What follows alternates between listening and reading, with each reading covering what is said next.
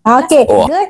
Sakit gastrik, sakit kembung-kembung angin, siapa yang nak? Kalau follower nak, cepat-cepat share kepada kawan-kawan and then cakap nak. Sini tadi, okey, tarik ke bawah, pusing. Okey, nampak? Kita akan rasa satu urat dia bunyi keduk sebab orang tu terlampau banyak makan lemang ataupun ketupat. Okey. And then tarik ke bawah lagi. Sedap guma. Sedap guma. Tak payah tekan terlalu kuat. Okey, tu akan keluar angin. And then turun ke bawah lagi. Okey. Sama juga teknik tadi, tekan pusing-pusing and then baru tolak ke atas sampai atas and then turun bawah. Okey, lepas tu sayang-sayang dia balik.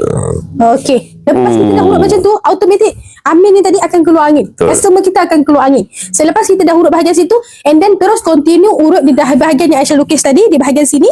Okay, and then pusing. Okay. Lakukan teknik ni sebanyak 3 kali.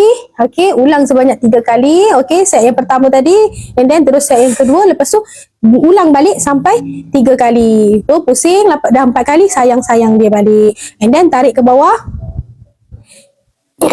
Banyak 4 kali and then sayang-sayang dia baik. Macam mana Amin? Sedap tak? Keluar angin boh.